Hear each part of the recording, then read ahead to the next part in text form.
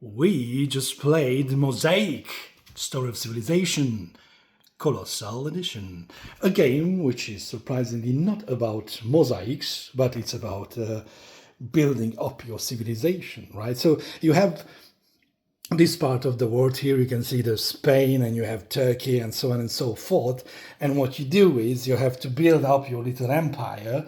But the trick is that you score a lot based on these technology cards and their icons. Look at this chaos, beautiful chaos. So every player has their player board. And they have production and they have population, like little guys here. And what I like about it, for example, when you want to produce stone, you check your production like it's 4, and then you add all your population to it by 6, and then you get that many stone, right? And then you use stone and population to build all kinds of, okay, we don't have the buildings here, but you get the idea. And then you, like, for example, manufacture town, right? And you can build this. For this, you actually don't pay, but again, I'm not going into that. But when you build a city, you can only build towns around that.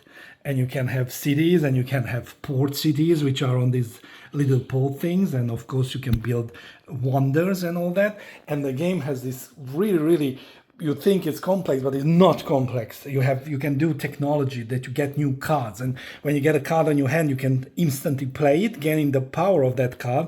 And then you keep it there as like building, you know, that like your panorama, whatever, and tableau building, and then all these icons. For example, when you want to have mathematics, you have to have the prerequisite of 3 books, and then you can check, and do I have 3 books? 1, 2, 3. Yes, I have 3 books, so I can build this one.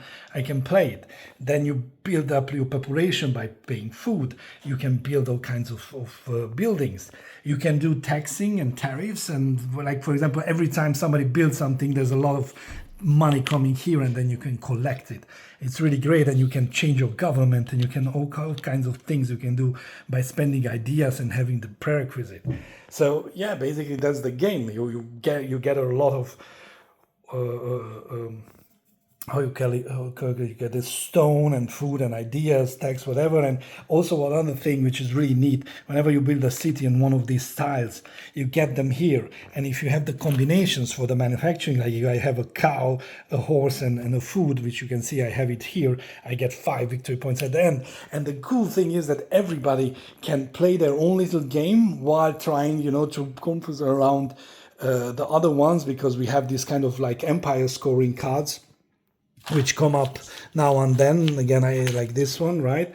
And then we have to check for influence in each country, right? In each region, and the little soldiers add you 1 influence, and you have your wonders that add influence, and your cities, and then you get a lot of points. So yeah, this is an absolutely great game. Took about 3 hours to play. Look at the chaos it left behind, 4-player game, but it's absolutely gorgeous and absolutely really exciting. Highly recommended.